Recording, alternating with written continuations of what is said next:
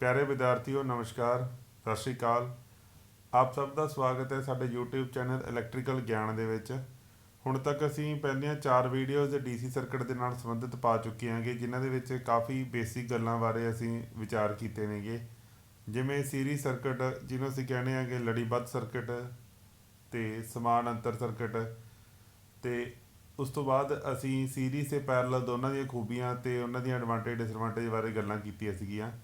ਜਿਹੜੀ ਅੱਜ ਦੀ ਇਸ ਵੀਡੀਓ ਹੈਗੀ, ਇਸ ਵੀਡੀਓ ਨੂੰ ਆਪਾਂ ਪਹਿਲੀਆਂ ਵੀਡੀਓ ਦੇ ਨਾਲ ਜੋੜਦੇ ਹੋਏ ਅੱਗੇ ਵਧਾਉਣੇ ਆਂਗੇ। ਉਹਨਾਂ ਦੇ ਵਿੱਚ ਸੀਰੀਜ਼ ਅਸੀਂ ਅਲੱਗ ਪੜ੍ਹਿਆ ਸੀਗਾ, ਪੈਰਲਲ ਅਸੀਂ ਅਲੱਗ ਪੜ੍ਹਿਆ ਸੀਗਾ। ਅੱਜ ਦੀ ਇਸ ਵੀਡੀਓ ਦੇ ਵਿੱਚ ਅਸੀਂ ਸੀਰੀਜ਼ ਪੈਰਲਲ ਨੂੰ ਇਕੱਠਾ ਕਰਕੇ ਇੱਕ ਕੰਬਾਈਨਡ ਸਰਕਟ ਬਣਾਵਾਂਗੇ, ਉਹਦੇ ਬਾਰੇ ਅਸੀਂ ਵਿਸਤਾਰ ਪੂਰਵਕ ਜਾਣਾਂਗੇ।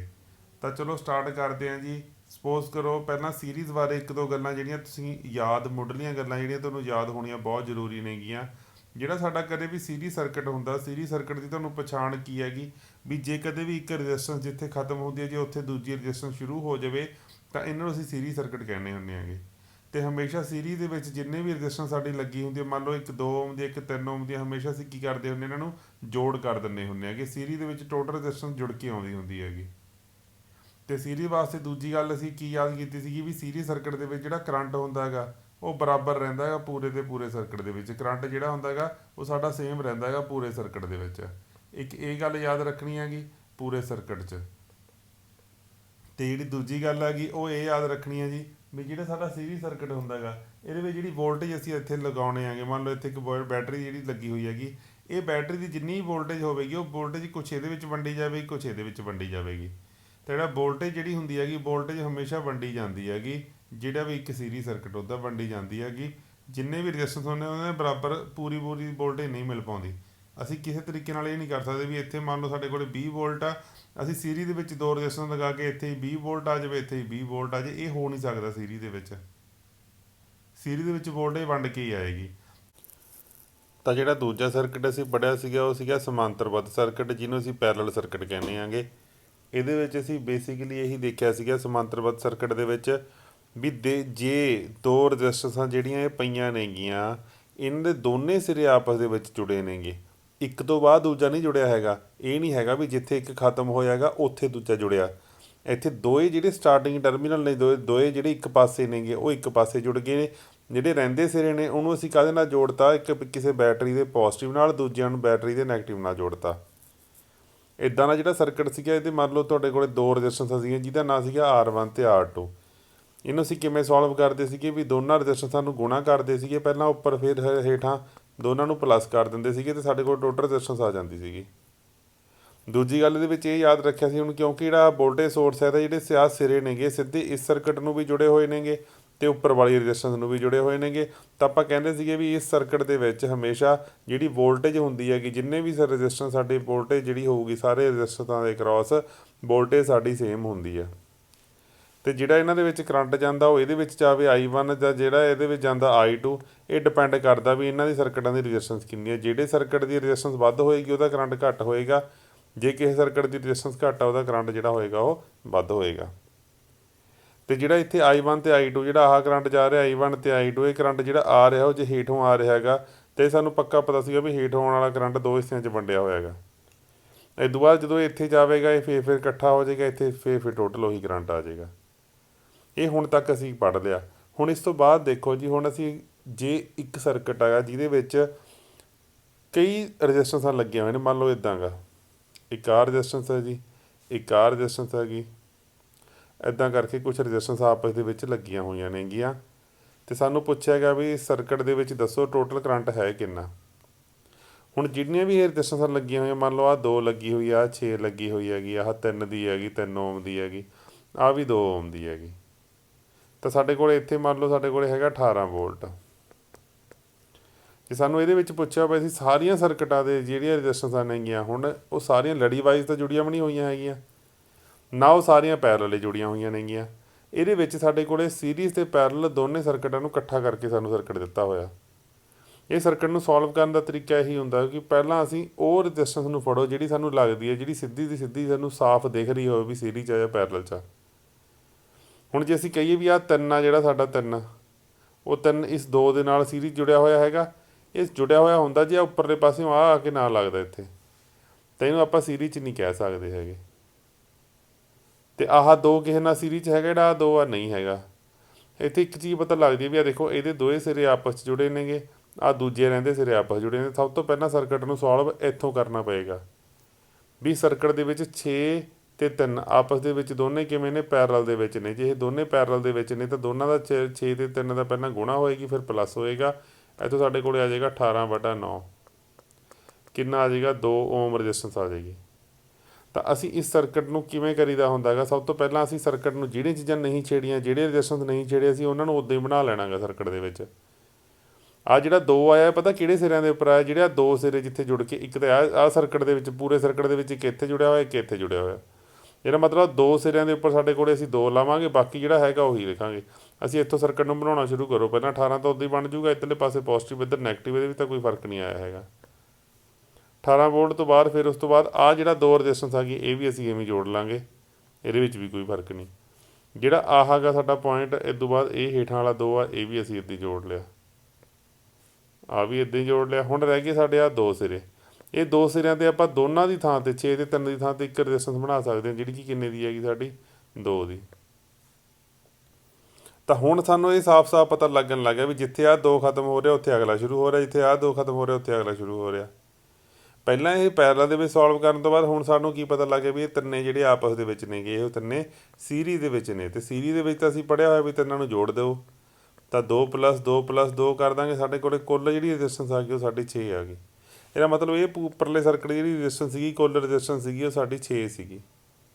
ਤਾਂ ਹੁਣ ਜੇ ਅਸੀਂ ਕੁੱਲ ਕਰੰਟ ਕੱਢਣਾ ਹੈਗਾ ਤਾਂ ਕੁੱਲ ਕਰੰਟ ਹੁੰਦਾ ਕੁੱਲ ਵੋਲਟੇਜ ਡਿਵਾਈਡ ਬਾਈ ਕੁੱਲ ਰਜਿਸਟੈਂਸ, ਪੈਰ 'ਚ ਟੀ ਪਾ ਲਓ ਕੁੱਲ।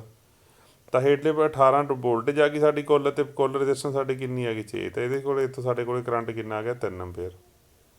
ਤਾਂ ਇਸ ਸਰਕਟ ਦੇ ਵਿੱਚ ਜਿਹੜਾ ਇਹ ਸਰਕਟ ਅਸੀਂ ਬਣਾਇਆ ਸੀਗਾ, ਇਸ ਸਰਕਟ ਦੇ ਵਿੱਚ ਜਿਹੜਾ ਸਾਡੇ ਕੋਲ ਕਰੰਟ ਆ ਰਿਹਾ ਹੈਗਾ, ਕੁੱਲ ਜਿਹੜਾ ਕਰੰਟ ਆ ਰਿਹਾ ਹੈਗਾ ਉਹ ਕਿੰਨਾ ਆ ਰਿਹਾ ਜੀ 3, ਜਿਹੜਾ ਸਾਡਾ ਕਰੰਟ ਆਇਆ 3 ਐਂਪੀਅਰ ਕਰੰਟ ਆਇਆ। ਉਹ ਇੱਥੋਂ ਜਿਹੜਾ ਨਿਕਲਿਆ ਪੋਜ਼ੀਟਿਵ 'ਚੋਂ ਨਿਕਲਦਾ ਹੁੰਦਾ ਨਾ ਹਮੇਸ਼ਾ, ਇੱਥੋਂ ਨਿਕਲਿਆ 3 ਐਂਪੀਅਰ ਕਰੰਟ ਆਏਗਾ।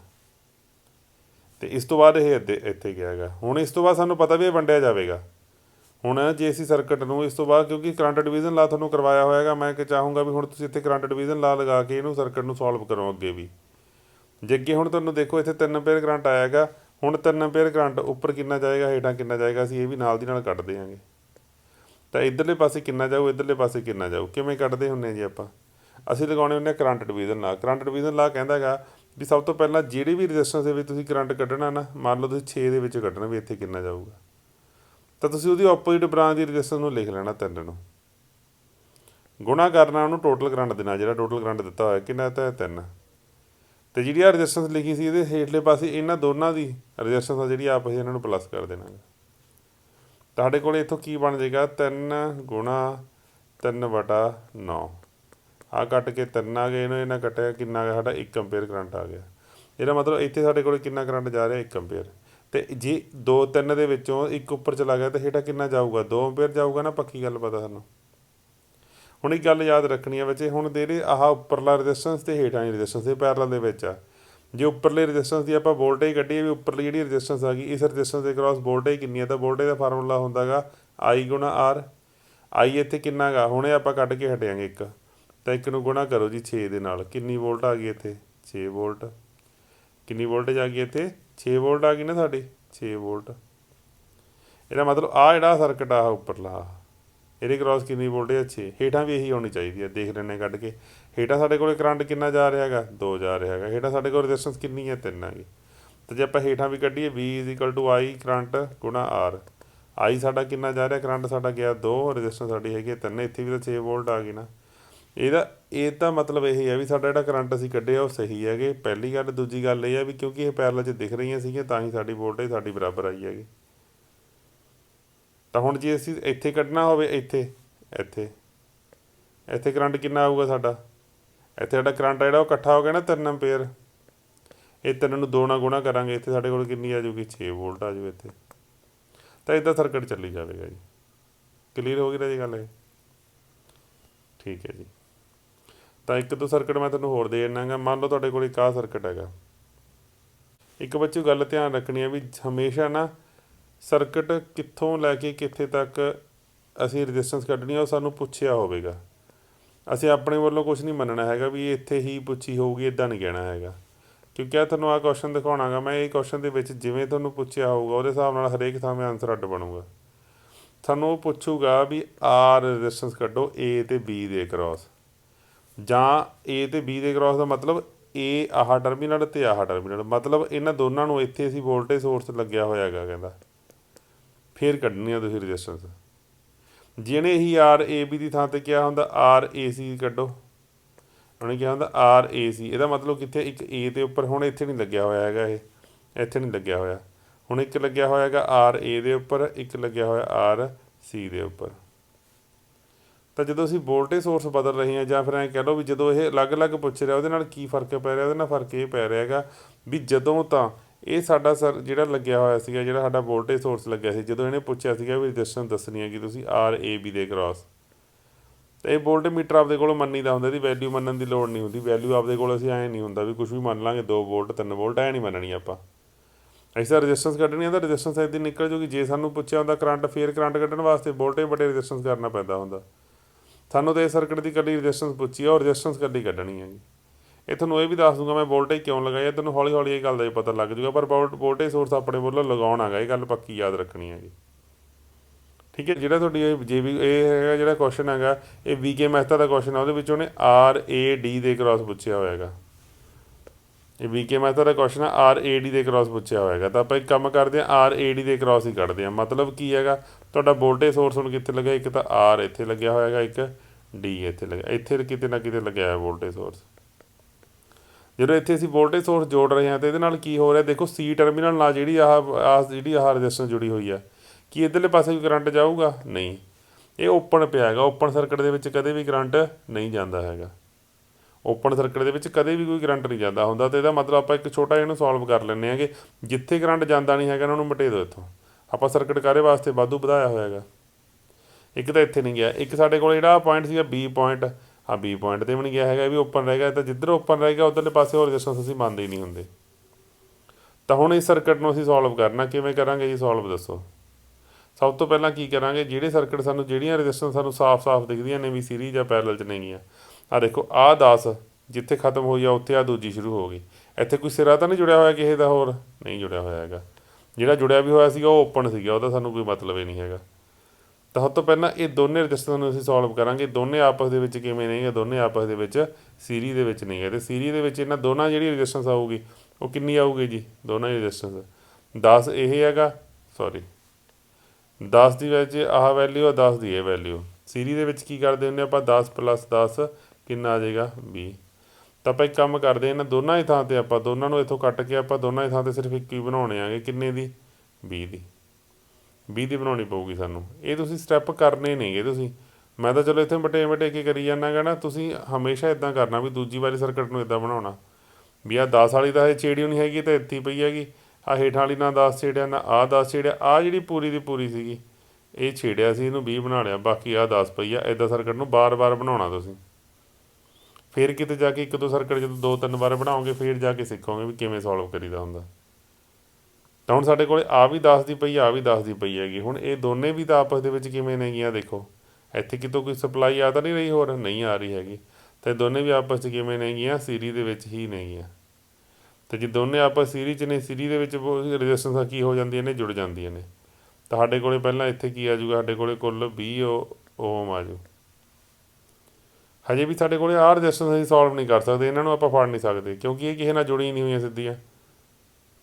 ਹੁਣ ਸਾਡੇ ਕੋਲ ਆਹ 2 ਚੀਜ਼ਾਂ ਪਤਾ ਲੱਗ ਗਈਆਂ ਵੀ ਆਹ ਜਿਹੜੀ ਹੈਗਾ ਇਹਦੇ ਜਿਹੜੇ ਸਿਰੇ ਆ ਉਹ ਆਪਸ ਜੁੜੇ ਨੇਗੇ, ਹੇਠਾਂ ਵਾਲੇ ਸਿਰੇ ਆਪਸ ਜੁੜੇ। ਇਹਦਾ ਮਤਲਬ 20 ਅਤੇ 20 ਆਪਸ ਦੇ ਵਿੱਚ ਕਿਵੇਂ ਨੇ, ਪੈਰਲਲ ਦੇ ਵਿੱਚ ਨੇਗੇ। ਪੈਰਲਲ ਦਾ ਤੁਹਾਨੂੰ ਫਾਰਮੂਲਾ ਦੱਸਿਆ, ਜੇ ਜੋ 2 ਰੈਜ਼ਿਸਟੈਂਸਾਂ ਬਰਾਬਰ ਹੋਣ ਤਾਂ ਜਿਹੜੀ ਇੱਕ ਦੀ ਰੈਜ਼ਿਸਟੈਂਸ ਹੁੰਦੀ ਉਹਨੂੰ ਡਿਵਾਈਡ ਕਰ ਦਿੰਦੇ ਹੁੰਦੇ ਵੀ ਜਿੰਨੀਆਂ ਕੁੱਲ ਨੰਬਰ ਆਫ ਰੈਜ਼ਿਸਟੈਂਸਾਂ ਨੇਗੀਆਂ, ਚਾਹੇ ਆਹ ਕਰ ਲਓ ਚਾਹੇ ਆਹ ਕਰ ਲਓ, 20 × 20 20 + 20, 20 × 20 ਕਰਾਂਗੇ 4 ਆ ਗਿਆ, 0 ਆ ਗਈ, 20 + 20 40 ਆ ਗਿਆ। ਆਹ ਦੇਖੋ ਇਹਨਾਂ ਕੱਟ ਗਿਆ 10 ਆ ਗਿਆ। ਇਹਦਾ ਮਤਲਬ ਇਹਨਾਂ ਦੋਨਾਂ ਨੂੰ ਜਦੋਂ ਆਪਾਂ ਸੋਲਵ ਕਰਾਂਗੇ, ਦੋਨਾਂ ਨੂੰ ਸੋਲਵ ਕਰਕੇ ਸਾਡਾ ਕਿੰਨਾ ਆਊਗਾ, 10 ਆਊਗਾ ਜੀ। ਦੋਨਾਂ ਨੂੰ ਸੋਲਵ ਕਰਕੇ ਸਾਡਾ ਹੁਣ ਜਦੋਂ ਦੋਨੇ ਜੁੜੇ ਕਿੱਥੇ ਹੋਏ ਨੇਗੇ, ਇੱਕ ਆਹ ਸਿਰੇ ਅਤੇ ਇੱਕ ਆਹ, ਇਹ ਸਿਰਿਆਂ ਨੂੰ ਰੱਖਣਾ ਸਹੀ ਸਲਾਮਤ, ਅਤੇ ਇਹਨਾਂ ਦੇ ਕ੍ਰਾਸ 'ਤੇ ਅਸੀਂ ਰੈਜ਼ਿਸਟੈਂਸ ਲਗਾ ਦੇਣੀ ਹੈ ਕਿ ਜਿਹੜੀ ਕਿ ਸਾਡਾ ਆਨਸਰ ਆਇਆ ਹੋਇਆ ਹੈਗਾ, ਜਿਹੜਾ ਸਾਡਾ ਆਨਸਰ ਆਇਆ ਹੈ ਨਾ, ਇਹ ਸਿਰਿਆਂ ਦੇ ਕ੍ਰਾਸ ਲਗਾ ਦੇਣੀ ਹੈਗੀ ਉਹ ਟੋਟਲ ਜਿਹੜੀ ਰੈਜ਼ਿਸਟੈਂਸ ਹੈਗੀ ਸਾਡੀ। ਅਤੇ ਟੋਟਲ ਰੈਜ਼ਿਸਟੈਂਸ ਸਾਡੀ ਆਈ ਕਿੰਨੀ ਹੈਗੀ, ਇੱਥੇ ਤਾਂ ਪਹਿਲਾਂ ਹੀ ਸੀਗੀ ਨਾ 10, ਇਹ ਤਾਂ ਹਜੇ ਤੱਕ ਆਪਾਂ ਛੇੜੇ ਹੀ ਨਹੀਂ ਹੈਗਾ। ਇੱਥੇ ਸਾਡੇ ਕੋਲ ਟੋਟਲ ਰੈਜ਼ਿਸਟੈਂਸ ਕਿੰਨੀ ਆਈ ਹੈਗੀ ਸਾਡੀ, ਕਿਉਂਕਿ ਉੱਪਰਲੇ ਪਾਸੇ ਇੱਧਰਲੇ ਪਾਸੇ 20 ਬਣ ਗਈ ਸੀਗੀ, ਇੱਧਰਲੇ ਪਾਸੇ 20 ਬਣ ਗਈ ਸੀਗੀ, ਤਾਂ 20 ਤੇ 20 ਕਿੰਨੀ 10 ਆਈ ਹੈ ਜੀ। ਆਹ ਦੇਖੋ ਇੱਥੇ ਕੱਢੀ ਵੀ ਹੋਈ ਆ ਦੇਖੋ, ਤਾਂ ਸਾਡੇ ਕੋਲ 10 ਓਮ ਆ ਗਈ। ਹੁਣ ਤੁਸੀਂ ਦੇਖ ਸਕਦੇ ਹੋ ਵੀ ਆਹ ਤਿੰਨੇ ਆਪਸ 'ਚ ਕਿਵੇਂ ਨੇ, ਸੀਰੀਜ਼ 'ਚ ਨਹੀਂ ਹੈ। ਤਾਂ 10 + 10 + 10, ਇਹ ਤਾਂ ਇਹ ਸਰਕਟ ਦੀ ਜਿਹੜੀ ਰੈਜ਼ਿਸਟੈਂਸ ਆ ਗਈ ਉਹ ਕਿੰਨੀ ਆ ਗਈ ਕੁੱਲ 30 ਓਮ ਆ ਗਈ।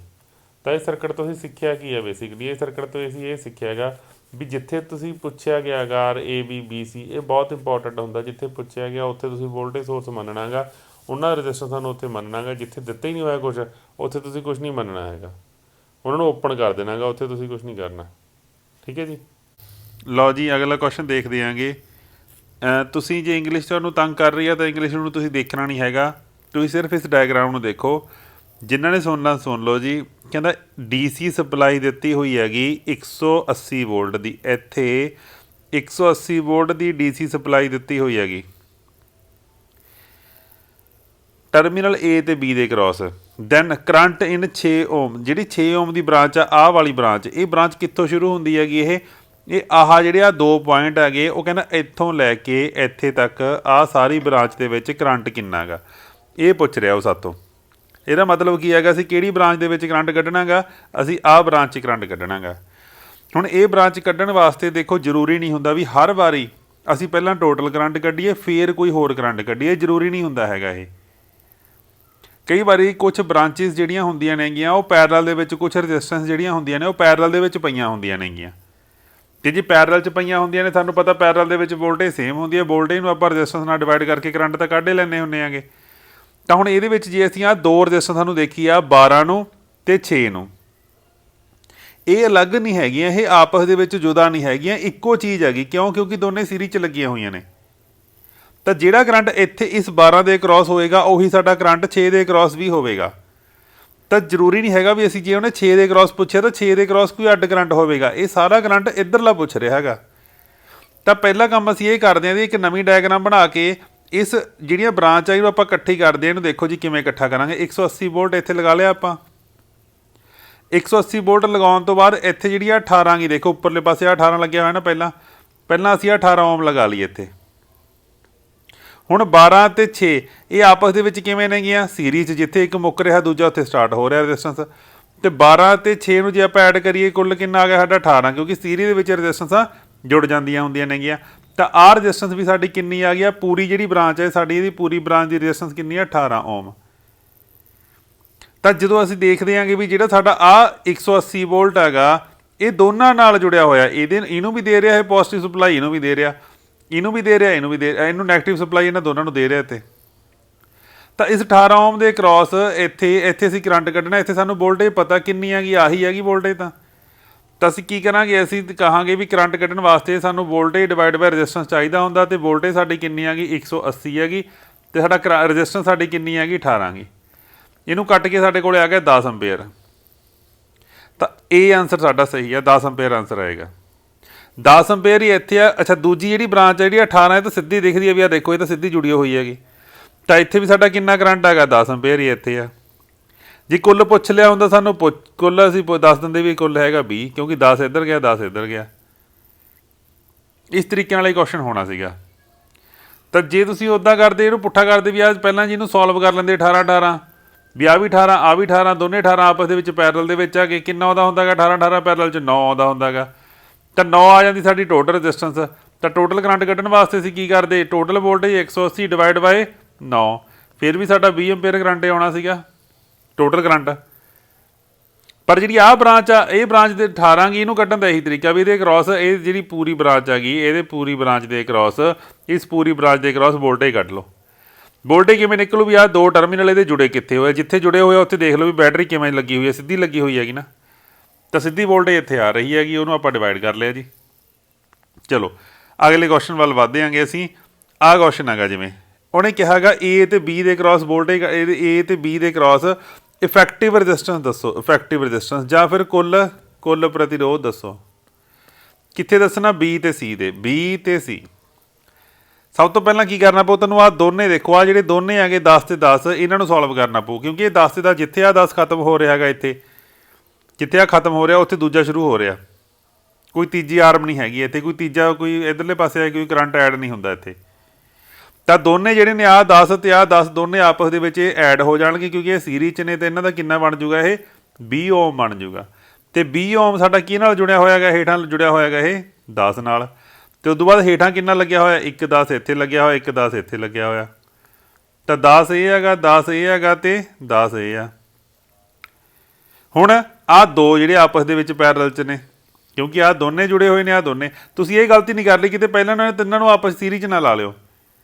ਸੀਰੀਜ਼ ਦੀ ਨਿਸ਼ਾਨੀ ਦੇ ਵਿੱਚ ਜਿੱਥੇ ਇੱਕ ਖਤਮ ਹੋ ਰਿਹਾ ਉੱਥੇ ਦੂਜਾ ਜੁੜਿਆ ਹੋਵੇ, ਪਰ ਹੋਰ ਨਾ ਕੋਈ ਜੁੜਿਆ ਹੋਵੇ। ਇੱਥੇ ਤਾਂ ਹੋਰ ਕੋਈ ਜੁੜਿਆ ਹੋਇਆ ਨਾ, ਇੱਕ ਹੋਰ ਅੱਧ ਵਿਚਾਲੇ ਦੇ ਆ ਰਿਹਾ ਹੈਗਾ, ਤਾਂ ਇਹਨੂੰ ਨਹੀਂ ਅਸੀਂ ਕਹਿ ਸਕਦੇ ਹੈਗੇ। ਤਾਂ ਪਹਿਲਾਂ ਸਾਨੂੰ ਕੀ ਕਰਨਾ ਪਏਗਾ, 20 ਨੂੰ ਅਤੇ 10 ਨੂੰ ਆਪਸ ਦੇ ਵਿੱਚ ਸੋਲਵ ਕਰਨਾ ਪਊਗਾ। ਇਹ ਕਿਵੇਂ ਨੇਗੇ, ਪੈਰਲਲ ਦੇ ਵਿੱਚ ਨੇਗੇ। ਅਤੇ ਪੈਰਲਲ ਦਾ ਫਾਰਮੂਲਾ ਹੁੰਦਾ R1 × R2 divide by R1 plus R2। ਤਾਂ ਕਿੰਨਾ ਗਾ ਜੀ ਇਹ 20 ਗੁਣਾ 10, 20 ਪਲੱਸ 10 ਕਿੰਨਾ ਆ ਗਿਆ, 200/30 ਆ ਗਿਆ। ਇਹਨੂੰ ਇਹਨਾਂ ਕੱਟ ਦਾਂਗੇ ਆਪਾਂ, ਇਹਨੂੰ ਇੱਦਾਂ ਹੀ ਰੱਖ ਲੈਂਦੇ, ਇਹਨੂੰ ਛੇੜਦੇ ਨਹੀਂ ਹੈਗੇ। ਕਿੰਨਾ ਆ ਗਿਆ, 20/3 ਆ ਗਿਆ ਸਾਡੇ ਇੱਥੇ, 20/3 ਆ ਗਿਆ। ਹੁਣ 20/3 ਕਿਹਦੀ ਆ, ਦੋਨਾਂ ਹੀ ਥਾਂ 'ਤੇ ਆਇਆ, ਅਤੇ ਦੋਨਾਂ ਹੀ ਥਾਂ 'ਤੇ ਆਪਾਂ ਬਣਾ ਲੈਂਦੇ ਹਾਂ 20/3 ਇੱਦਾਂ ਵੀ। ਇੱਕ ਰਜਿਸਟੈਂਸ ਦੋ ਨੂੰ ਜਦੋਂ ਇਕੱਠਾ ਕੀਤਾ 20/3 ਦੀ ਇੱਕ ਰਜਿਸਟੈਂਸ ਆ ਗਈ। ਪਰ ਇਹਨਾਂ ਨੂੰ ਤਾਂ ਅਸੀਂ ਛੇੜਿਆ ਨਹੀਂ ਨਾ ਹਜੇ, ਇਹ ਤਾਂ ਇੱਥੇ ਆ ਸਿਰਿਆਂ ਦੇ ਉੱਪਰ ਇੱਦਾਂ ਹੀ ਲੱਗਣਗੀਆਂ, ਹਜੇ ਇੱਦਾਂ ਹੀ ਪਈਆਂ ਨੇਗੀਆਂ। 10 ਪਲੱਸ 10 ਇੱਥੇ B ਅਤੇ C ਦੇ ਕ੍ਰੋਸ ਪਤਾ ਕਰਨਾ ਗਾ। ਤਾਂ ਹੁਣ ਇਹ ਤਿੰਨੇ ਕਿਵੇਂ ਰਹਿ ਗਈਆਂ ਆਪਸ 'ਚ ਸੀਰੀਜ਼ ਦੇ ਵਿੱਚ, ਤਾਂ ਇਹਦਾ ਮਤਲਬ ਇਹਨਾਂ ਦਾ ਹੋਊਗਾ ਜੋੜ 10 ਪਲੱਸ 10 ਪਲੱਸ 20/3। ਇਹਨਾਂ ਨੂੰ ਤਾਂ ਸਿੱਧਾ ਜੋੜਿਆ ਜਾ ਸਕਦਾ ਬੱਚੇ, ਕਿਉਂਕਿ ਇਹਨਾਂ ਦੇ ਥੱਲੇ ਤਾਂ ਇੱਕ ਹੈ ਨਾ। ਤਾਂ ਇਹ ਹੈਗਾ 20 ਪਲੱਸ 20/3। ਐਲਸੀਅਮ ਤੁਹਾਨੂੰ ਪਤਾ ਕਿਵੇਂ ਲਈਦਾ ਹੁੰਦਾ ਗਾ। ਐਲਸੀਅਮ ਹੈਗਾ 3, ਇਹਦਾ 3 ਐਲਸੀਅਮ ਆਊਗਾ ਨਾ ਸਾਡਾ। ਇਹਦੇ ਥੱਲੇ ਆਪਾਂ 1 ਆਪਦੇ ਵੱਲੋਂ ਲਗਾ ਲਾਂਗੇ, 3 ਨੂੰ 1 ਨਾਲ ਡਿਵਾਈਡ ਕਰਾਂਗੇ 3 ਆ ਜਾਊਗਾ। ਫਿਰ ਇਹ 3 ਨੂੰ ਆਪਾਂ ਉੱਪਰ ਨਾਲ ਗੁਣਾ ਕਰਾਂਗੇ 60 ਆ ਜਾਊਗਾ। ਆਹ 3 ਨੂੰ 3 ਨਾਲ ਕਰਾਂਗੇ ਕਿੰਨਾ, 1 ਆ ਜਾਊਗਾ ਨਾ। ਇਹ 1 ਨੂੰ 20 ਨਾਲ ਆਪਾਂ ਗੁਣਾ ਕਰਾਂਗੇ, ਉੱਪਰ 20 ਆ ਜਾਊਗਾ। ਤਾਂ ਕੁੱਲ ਸਾਡਾ ਆ ਕਿੰਨਾ ਰਿਹਾ ਹੈਗਾ, 80/3 ਆ ਰਿਹਾ ਜੀ। ਦੇਖ ਲੈਂਦੇ ਹਾਂ ਕੋਈ ਹੈ 80/3। ਆ ਲਓ ਜੀ, ਆ ਸਿੱਧਾ ਪਿਆ ਗਾ ਜੀ ਆਨਸਰ। ਐਦੋਂ ਸੌਖੇ ਹੋਰ ਕੁਐਸਚਨ ਕੀ ਹੋਣਗੇ, ਹੈ ਬੱਚੇ ਔਖਾ ਕੋਈ ਦੱਸੋ? ਬਹੁਤ ਸੌਖੇ ਕੁਐਸਚਨ ਨੇ ਜੀ ਇਹ ਤੁਹਾਡੇ। ਅਗਲਾ ਕੁਐਸਚਨ ਦੇਖਦੇ ਆਂਗੇ ਅਸੀਂ। ਕੁਐਸਚਨ ਸ਼ੁਰੂ ਕਰਦੇ ਹਾਂ। ਉਹਨੇ ਕੀ ਕਿਹਾ ਹੋਇਆ ਹੈਗਾ, ਥੋੜ੍ਹਾ ਜਿਹਾ ਪੜ੍ਹਨ ਦੀ ਇਹਨੂੰ ਕੋਸ਼ਿਸ਼ ਕਰਿਓ। ਟੂ ਰਜਿਸਟੈਂਸ ਮਤਲਬ ਦੋ ਰਜਿਸਟੈਂਸਾਂ ਇਨ ਪੈਰਲਲ ਦੇ ਵਿੱਚ ਨੇਗੀਆਂ, ਦੋ ਰਜਿਸਟੈਂਸਾਂ। ਆ ਲਓ, ਆਪਾਂ ਪਹਿਲਾਂ ਨਾ ਡਾਇਗਰਾਮ ਜਿੰਨੀ ਗੱਲ ਕਹਿੰਦਾ ਉਨੀ ਕੁ ਉਹਦੀ ਡਾਇਗਰਾਮ ਬਣਾ ਲਿਆ ਕਰੋ। ਮੰਨ ਲਈਏ ਇਹਦੀ ਗੱਲ, R in parallel give equivalent resistance, ਮਤਲਬ ਜਿਹੜੀ ਟੋਟਲ ਰਜਿਸਟੈਂਸ ਦਿੰਦੀ ਆ ਉਹ ਕਿੰਨੀ ਦਿੰਦੀ ਆ, 6/5। ਕਹਿੰਦਾ ਇੱਥੇ ਆ ਦੋਨਾਂ ਦੇ ਕ੍ਰੋਸ ਜਿਹੜੀ ਕੁੱਲ ਰਜਿਸਟੈਂਸ ਆ ਇਹਨਾਂ ਦੀ ਇਕੁਵਲੈਂਟ ਉਹ 6/5 ਆ। ਨਾ ਤਾਂ ਸਾਨੂੰ ਆਹ ਪਤਾ, ਨਾ ਸਾਨੂੰ ਆਹ ਪਤਾ, ਦੋਨੇ ਹੀ ਨਹੀਂ ਪਤਾ। ਲਓ, one of the resistance is broken and effective resistance is 2। ਇੱਥੇ ਗੱਲ ਬਣੂ ਸਾਡੀ। ਉਹ ਕਹਿੰਦਾ ਇੱਕ ਰਜਿਸਟੈਂਸ ਟੁੱਟ ਗਈ ਇਸੇ ਦੇ ਵਿੱਚੋਂ, ਇਹਦੇ ਵਿੱਚੋਂ ਹੀ ਕਹਿੰਦਾ ਇੱਕ ਰਜਿਸਟੈਂਸ ਸਾਡੀ ਟੁੱਟ ਗਈ, ਅਸੀਂ ਉੱਪਰਲੀ ਨੂੰ ਇਹਨੂੰ ਤੋੜ ਦਿੰਦੇ ਹਾਂ। ਜਦੋਂ ਕਹਿੰਦਾ ਇੱਕ ਟੁੱਟ ਗਈ, ਸਾਡੇ ਕੋਲੇ ਪਿੱਛੇ ਕਿੰਨੀ ਰਹੂਗੀ, ਓਬਵੀਅਸਲੀ 1 ਹੀ ਰਹੂਗੀ। ਇਹਦੀ ਰਜਿਸਟੈਂਸ ਕਹਿੰਦਾ ਕਿੰਨੀ ਆ ਰਹੀ ਹੈਗੀ, 2 ਆ ਰਹੀ ਹੈ। ਇਹਦਾ ਮਤਲਬ ਕੀ ਆ ਵੀ ਇੱਕ ਸਾਡੀ ਰਜਿਸਟੈਂਸ ਆ ਜਿਹੜੀ ਉਹ ਕਿੰਨੀ ਹੈਗੀ, 2 ਆ। ਤਾਂ ਇਹਦਾ ਮਤਲਬ ਸਾਨੂੰ ਇਹਨੇ ਸਾਫ਼-ਸਾਫ਼ ਇੱਥੇ ਦੱਸਣਾ ਚਾਹਿਆ ਹੈਗਾ ਵੀ ਦੋਨਾਂ ਚੋਂ ਕਿਸੇ ਇੱਕ ਦੀ ਰਜਿਸਟੈਂਸ ਹੈਗੀ ਜਿਹੜੀ ਉਹ ਹੈਗੀ 2 ਓਮ, ਅਤੇ ਦੂਜੀ ਸਾਨੂੰ ਪਤਾ ਨਹੀਂ, ਅਤੇ ਟੋਟਲ ਸਾਨੂੰ 6/5 ਦਿੱਤੀ ਹੈ ਪੈਰਲਲ 'ਚ। ਇਹਦਾ ਮਤਲਬ ਕੀ ਹੈਗਾ, ਇਹਦੀ ਅਸੀਂ ਵੈਲਿਊ ਮੰਨ ਲੈਂਦੇ ਵੀ ਇਹ ਹੈਗੀ ਸਾਡੀ R1। ਤਾਂ ਮਤਲਬ ਕੀ ਆ, R1 ਗੁਣਾ R2 divide by R1 plus R2 ਦੀ ਵੈਲਿਊ। ਆਨਸਰ ਕਿੰਨਾ ਇਹਦਾ, 6/5 ਦਿੱਤਾ ਹੋਇਆ ਹੈਗਾ। ਠੀਕ ਹੈ ਜੀ। ਤਾਂ ਦੇਖ ਲੈਂਦੇ ਆਂਗੇ ਆਪਾਂ ਇਹਨੂੰ, ਆਪਾਂ ਵੈਲਿਊ ਪੁੱਟ ਕਰ ਲੈਂਦੇ ਆਂਗੇ ਇੱਥੇ। ਆਪਾਂ R1 ਨੂੰ ਤਾਂ R1 ਦਾ ਸਾਨੂੰ ਪਤਾ ਨਹੀਂ, R1 ਦਾ ਤਾਂ ਆਪਾਂ R1 ਨੇ ਲਿਖਾਂਗੇ। ਰਹਿ ਗਿਆ R2 ਦੀ ਵੈਲਿਊ ਸਾਨੂੰ ਪਤਾ ਗਈ ਵੀ 2 ਆ ਗਈ। ਇੱਕ ਰਜਿਸਟੈਂਸ ਤਾਂ ਦੋਨਾਂ 'ਚੋਂ ਪਤਾ ਹੀ ਹੈ ਨਾ। ਲਓ ਜੀ, R1 ਗੁਣਾ 2 R1 ਪਲੱਸ 2 ਇਜ਼ ਇਕਲ ਟੂ ਕਿੰਨਾ ਗਾ, 6/5 ਆ। ਹੁਣ ਦੇਖੋ ਕੀ ਕਰੀਦਾ ਹੁੰਦਾ ਗਾ। ਹੁਣ ਇਹਨਾਂ ਨੂੰ ਕਿਵੇਂ ਸੋਲਵ ਕਰੀਦਾ। ਸਭ ਤੋਂ ਪਹਿਲਾਂ ਇਹ ਬਰਾਬਰ, ਇੱਕ ਇੱਧਰ ਵੀ ਕੁਛ ਨਾ ਕੁਛ ਪਿਆ, ਇੱਧਰ ਵੀ ਕੁਛ ਨਾ ਕੁਛ ਪਿਆ। ਪਹਿਲਾਂ ਸਾਰੇ ਕਾਸੇ ਨੂੰ ਬਰਾਬਰ ਦੇ ਇੱਕ ਪਾਸੇ ਕਰ ਲਓ। ਮਤਲਬ ਜਿਹੜਾ ਹੇਠਾਂ 5 ਪਿਆ ਇੱਧਰ ਜਾ ਕੇ ਗੁਣਾ ਹੋ ਜਾਊਗਾ ਨਾ ਉੱਪਰ, ਅਤੇ ਜਿਹੜਾ ਉੱਪਰ ਪਿਆ ਉਹ ਹੇਠਾਂ ਗੁਣਾ ਹੋ ਜਾਊਗਾ। ਜਿਹੜਾ ਇੱਧਰ ਆਹ 5 ਵੰਡ ਦੇ ਵਿੱਚ ਪਿਆ ਸੀਗਾ, ਹੇਠਾਂ ਪਿਆ ਸੀ ਵੰਡ 'ਚ, ਇਹ ਜਦੋਂ ਬਰਾਬਰ ਦੇ ਉੱਧਰਲੇ ਪਾਸੇ ਜਾਊ ਇਹ ਉੱਪਰ ਜਾਂਦਾ ਹੁੰਦਾ ਹਮੇਸ਼ਾ, ਜਿਹੜਾ ਹੇਠਾਂ ਪਿਆ ਹੁੰਦਾ। ਅਤੇ ਜਿਹੜਾ ਹੇਠਾਂ ਪਿਆ ਹੁੰਦਾ ਉਹ ਜਿਹੜਾ ਉੱਪਰ ਪਿਆ ਹੁੰਦਾ ਉਹ ਹਮੇਸ਼ਾ ਹੇਠਾਂ ਜਾਂਦਾ ਹੁੰਦਾ। ਤਾਂ ਅਸਲ ਦੇ ਵਿੱਚ ਬਣ ਕੀ ਜਾਊਗਾ, ਅਸਲ ਦੇ ਵਿੱਚ ਇਹ ਬਣ ਜਾਊਗਾ ਵੀ ਜਿਹੜਾ ਉੱਪਰ ਜਿਹੜਾ ਹੇਠਾਂ ਪਿਆ ਸੀਗਾ ਇਹ ਉੱਪਰ ਚਲਾ ਗਿਆ 5, ਜਿਹੜਾ ਉੱਪਰ ਪਿਆ ਇੱਧਰਲੇ ਪਾਸੇ ਉਹ ਸਾਰਾ ਕੁਝ ਪਈ ਆ R1 ਗੁਣਾ ਆਹ ਗੁਣਾ 2 ਬਰਾਬਰ ਹੈ 0 ਆ ਗਿਆ। ਹੁਣ ਇੱਧਰੋਂ ਸਾਰਾ ਕੁਝ ਲੈ ਗਏ ਅਸੀਂ ਚੱਕ ਕੇ। ਇੱਧਰਲੇ ਪਾਸੇ ਸਾਡੇ ਕੋਲੇ ਕੀ ਰਹਿ ਗਿਆ 6R1 + 2। ਹੁਣ ਖੋਲ ਲਓ ਇਹਨੂੰ, 5 ਨੂੰ ਇਹਦੇ ਨਾਲ ਕਰਾਂਗੇ ਆਪਾਂ, ਕਿੰਨਾ ਆ ਗਿਆ 5 ਨੂੰ ਇਹਦੇ ਨਾਲ ਕਰਾਂਗੇ, ਆ ਪਹਿਲਾਂ ਆਪਸ 'ਚ ਕਰ ਲਓ 2R1 ਹੁੰਦਾ ਨਾ ਇਹ, ਤੇ ਇਹਦਾ ਕਿੰਨਾ ਆ ਜਾਊਗਾ 5 ਦੂਣੀ 10, 10 ਦੇ ਨਾਲ R1। ਇੱਥੇ ਪਹਿਲਾਂ R ਗੁਣਾ ਦੇ ਵਿੱਚ ਤਾਂ ਇਹ ਦੋਨਾਂ ਦੇ ਵਿੱਚੋਂ ਇੱਦਾਂ ਹੁੰਦਾ ਵੀ ਇਹਨੂੰ ਆਪਸ 'ਚ ਕਰ ਲਓ ਫਿਰ ਇਹਨੂੰ ਕਰ ਲਓ, ਪਰ ਪਲੱਸ ਦੇ ਵਿੱਚ ਇਹ ਅੱਡ ਹੁੰਦਾ, ਪਹਿਲਾਂ ਇਹਦੇ ਨਾਲ ਹੋਊਗਾ ਫਿਰ ਇਹਦੇ ਨਾਲ ਹੋਊਗਾ, ਪਲੱਸ ਵਿਚਾਲੇ ਰਹੂਗਾ। ਗੁਣਾ ਤਾਂ ਇਹਦੇ ਵਿੱਚ ਇੱਦਾਂ ਸਿਮਟ ਜਾਂਦੀ ਹੁੰਦੀ ਹੈਗੀ, ਪਰ ਪਲੱਸ ਨਹੀਂ ਸਿਮਟਦਾ ਹੁੰਦਾ ਇੱਦਾਂ। ਤਾਂ ਪਲੱਸ ਦੇ ਵਿੱਚ ਅੱਡ ਕਰਨਾ 6R1 ਪਲੱਸ ਇੱਧਰ ਕਿੰਨਾ ਆ ਗਿਆ 6 ਦੂਣੀ 12 ਬਰਾਬਰ ਹੈ 0। ਹੁਣ ਇਹਨੂੰ ਚੱਕ ਕੇ ਅਸੀਂ ਉੱਧਰ ਲਿਜਾ ਸਕਦੇ ਹਾਂ ਨਾ, ਇੱਥੇ ਤਾਂ ਚੱਕ ਕੇ ਲੈ ਜਾਓ ਵੀ 10R1 ਆ ਜਿਹੜਾ ਸਾਡਾ ਉਹ ਬਰਾਬਰ ਆ ਜਿਹੜਾ ਹੇਠਾਂ ਵੰਡ 'ਚ ਪਿਆ ਉੱਧਰ ਉੱਪਰਲੇ ਪਾਸੇ ਚੱਲ ਜੂਗਾ 6R1 + 12 ਗਾ। ਹੁਣ R1 ਵਾਲੇ ਨੂੰ ਇੱਕ ਪਾਸੇ ਕੱਢ ਲਓ, ਕੱਲਾ 12 ਇੱਕ ਪਾਸੇ ਕੱਢ ਲਓ। R1 ਵਾਲੇ ਨੂੰ ਇੱਧਰਲੇ ਪਾਸੇ ਲੈ ਜਾਂਦੇ ਆ ਵੀ 10R1 ਇਹ ਇੱਥੇ ਪਲੱਸ ਦਾ ਪਿਆ ਨਾ, ਜਿਹਦੇ ਅਗਲੇ ਪਾਸੇ ਕੁਝ ਨਹੀਂ ਤਾਂ ਆਪਾਂ ਪਲੱਸ ਮੰਨਦੇ ਹੁੰਦੇ ਆ, ਤੇ ਜੇ ਆਪਾਂ ਬਰਾਬਰ ਹੈ ਤਾਂ ਇੱਧਰਲੇ ਪਾਸੇ ਲੈ ਕੇ ਜਾਵਾਂਗੇ -6R1 ਆ ਜਾਊਗਾ। ਬਰਾਬਰ ਹੈ ਕਿੰਨਾ ਆ ਜਾਊਗਾ 12। ਤਾਂ 10 ਦੇ ਵਿੱਚੋਂ 6 ਘਟਾਏ ਆਪਣੇ ਕੋਲੇ ਕਿੰਨੇ ਬਚ ਗਏ 4R1 = 12। ਤਾਂ R1 ਦੇ ਨਾਲ ਆਹ 4 ਕਿਵੇਂ ਪਿਆ ਹੈਗਾ ਗੁਣਾ 'ਚ, R1 ਦੇ ਨਾਲ ਜਿਹੜਾ 4 ਹੈਗਾ ਉਹ ਸਾਡਾ ਉੱਧਰ ਹੇਠਾਂ ਚਲਾ ਜਾਊਗਾ ਨਾ 4, ਤਾਂ ਕਿੰਨਾ ਆ ਜਾਊਗਾ ਆਨਸਰ 3 ਆ ਜਾਊਗਾ। ਤਾਂ ਦੇਖ ਲੈਂਦੇ ਵੀ ਆਨਸਰ ਦੇ ਵਿੱਚ 3 ਹੈਗਾ ਗਾ ਆ ਪਿਆ 3। ਆਨਸਰ ਸਹੀ ਹੋ ਗਿਆ ਜੀ ਸਾਡਾ। ਠੀਕ ਹੈ, ਅੱਗੇ ਚੱਲਦੇ ਆਂਗੇ ਫਿਰ ਹੁਣ ਆਪਾਂ। ਆਹ ਕੁਐਸਚਨ ਹੈਗਾ, ਉਹ ਕਹਿੰਦਾ ਵੋਲਟੇਜ ਅਕ੍ਰੋਸ ਪੈਰਲਲ ਸਰਕਟ ਇਨ ਦਾ ਸ਼ੋਨ ਫਿਗਰ। ਵੋਲਟੇਜ ਕੱਢਣੀ ਆ ਰਾਜੇ ਇਹਦੇ ਅਕ੍ਰੋਸ, ਤਾਂ ਵੋਲਟੇਜ ਕਿਵੇਂ ਨਿਕਲੂਗੀ ਇਹਨਾਂ ਦੇ ਅਕ੍ਰੋਸ, ਜਾਂ ਤਾਂ ਇਹ ਇੱਥੇ ਵੋਲਟੇਜ ਪੁੱਛ ਰਿਹਾ, ਮਤਲਬ ਟੋਟਲ ਵੋਲਟੇਜ ਪੁੱਛ ਰਿਹਾ। ਟੋਟਲ ਵੋਲਟੇਜ ਹੁੰਦੀ ਆ ਵੀ ਟੋਟਲ ਕਰੰਟ ਗੁਣਾ ਟੋਟਲ ਰਜਿਸਟੈਂਸ। ਤਾਂ ਟੋਟਲ ਰਜਿਸਟ ਕਰੰਟ ਕਿੰਨਾ ਸਾਡਾ ਆ ਦਿੱਤਾ ਹੋਇਆ ਵੀ ਟੋਟਲ ਹੈਗਾ, ਟੋਟਲ ਰਜਿਸਟੈਂਸ ਕਿੰਨੀ ਹੈਗੀ ਇਹ ਤਿੰਨਾਂ ਨੂੰ ਕਰਨਾ ਪਊਗਾ ਆਪਸ ਦੇ ਵਿੱਚ ਪੈਰਲਲ 'ਚ। ਤਾਂ ਕਰੰਟ ਸਾਨੂੰ ਪਤਾ ਹੈਗਾ, ਇਹਦੀ ਰਜਿਸਟੈਂਸ ਕੱਢਦੇ ਹਾਂ ਆਪਾਂ 1/10 ਪਲੱਸ 1/2.5 ਪਲੱਸ 1/2। ਇਹਨੂੰ ਆਹ ਪੁਆਇੰਟ ਹਟਾਉਣ ਵਾਸਤੇ ਉੱਪਰਲੇ ਪਾਸੇ ਸਾਨੂੰ 10 ਲੈ ਕੇ ਜਾਣਾ ਪਊਗਾ। 1/10 ਪਲੱਸ 1/25, 25 ਉੱਪਰ 10 ਆਊਗਾ ਕਿਉਂਕਿ ਇਹ ਪੁਆਇੰਟ ਹਟਾਇਆ ਉੱਪਰ 10 ਲਾਉਣਾ ਪੈਂਦਾ ਹੁੰਦਾ, ਤੇ 1/2। ਇਹਦਾ ਜਿਹੜਾ ਐਲਸੀਐਮ ਆਊਗਾ ਵੱਡੀ ਰਕਮ ਨੂੰ ਆਪਾਂ 25 ਤਾਂ ਆਉਣਾ ਨਹੀਂ ਹੈਗਾ ਹੈ ਨਾ, ਕਿੰਨਾ ਆਊਗਾ 10 ਨਹੀਂ ਆਉਣਾ 50 ਆ ਜਾਊਗਾ ਇਹਦਾ ਐਲਸੀਐਮ, 50 ਲੈ ਸਕਦੇ ਐਂ ਕਰਕੇ ਦੇਖ ਲਿਓ ਤੁਸੀਂ। ਤਾਂ 50 ਨੂੰ ਪਹਿਲਾਂ 10 ਨਾਲ ਡਿਵਾਈਡ ਕਰਾਂਗੇ 5 ਆ ਜੂ, 5 ਨੂੰ ਉੱਪਰ ਗੁਣਾ ਕਰਾਂਗੇ, ਕਿੰਨਾ ਆ ਗਿਆ ਸਾਡਾ ਇਹ 5 ਪਲੱਸ 25 ਨੂੰ 50 ਨਾਲ ਕਰਾਂਗੇ 2 ਆ ਗਿਆ, ਉੱਪਰ ਗੁਣਾ ਕਰਾਂਗੇ 20, 25 ਏਕਮ 25, ਸਾਡੇ ਕੋਲ ਕਿੰਨਾ ਆ ਗਿਆ 20 ਤੇ 25 50/50 ਆ ਗਿਆ। ਮਤਲਬ 1 ਓਮ ਦੀ ਰਜਿਸਟੈਂਸ ਬਣਦੀ ਹੈ, ਟੋਟਲ ਰਜਿਸਟੈਂਸ ਜਿਹੜੀ ਬਣਦੀ ਹੈ। ਤਾਂ 1 ਓਮ ਦੀ ਰਜਿਸਟੈਂਸ ਬਣਦੀ ਹੈ ਜੀ। 1 ਓਮ ਦੀ ਜਿਹੜੀ ਇਹਦੇ ਤਿੰਨਾਂ ਨੂੰ ਆਪਾਂ ਇਕੱਠਾ ਕਰਕੇ 1 ਬਣਾ ਸਕਦੇ ਹਾਂ ਨਾ ਵੀ 1 ਓਮ ਦੀ ਰਜਿਸਟੈਂਸ ਹੈਗੀ। ਤਾਂ 1 ਓਮ ਦੀ ਰਜਿਸਟੈਂਸ ਦੇ ਵਿੱਚੋਂ ਕੁੱਲ ਤਿੰਨਾਂ ਦੇ ਵਿੱਚੋਂ ਕਰੰਟ ਕਿੰਨਾ ਜਾ ਰਿਹਾ 15। ਤਾਂ ਵੋਲਟੇਜ ਹੁੰਦੀ ਕੀ ਹੈ ਕਰੰਟ ਗੁਣਾ ਰਜਿਸਟੈਂਸ, ਕਰੰਟ ਕਿੰਨਾ ਹੈਗਾ 15, ਰਜਿਸਟੈਂਸ ਕਿੰਨੀ ਆ 1, ਤਾਂ ਵੋਲਟੇਜ ਕਿੰਨੀ ਆ ਗਈ 15 ਆ ਗਈ। ਆ ਲਓ ਬਣ ਗਈ ਗੱਲ।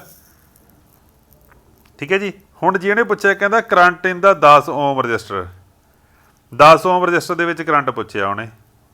ਹੁਣ 10 ਓਮ ਦੀ ਰਜਿਸਟੈਂਸ ਦੇ ਵਿੱਚ ਇੱਥੋਂ ਕਰੰਟ ਪੁੱਛਿਆ ਰਾਜੇ ਇਹਦੇ ਵਿੱਚ। ਹੁਣ ਸਾਨੂੰ ਇਹ ਤਾਂ ਪਤਾ ਵੀ ਸਾਰੇ ਦੇ ਕ੍ਰਾਸ ਜਿਹੜੇ ਤਿੰਨੇ ਨੇਗੇ, ਤਿੰਨੇ ਪੈਰਲ 'ਚ ਪਏ ਨੇ ਨਾ, ਸਾਰੇ ਦੇ ਕ੍ਰਾਸ ਵੋਲਟੇਜ ਕਿੰਨੀ ਆ 15। ਸਾਰੇ ਕ੍ਰਾਸ ਵੋਲਟੇਜ ਸਾਨੂੰ ਪਤਾ ਹੈਗਾ, ਇਹਦੇ ਕ੍ਰਾਸ ਸਾਨੂੰ ਕਰੰਟ ਪੁੱਛਿਆ ਹੈਗਾ, ਇਹਦੇ ਕ੍ਰਾਸ ਸਾਨੂੰ ਪਤਾ ਨਾ ਵੋਲਟੇਜ ਕਿੰਨੀ ਹੈਗੀ 15 ਹੈਗੀ।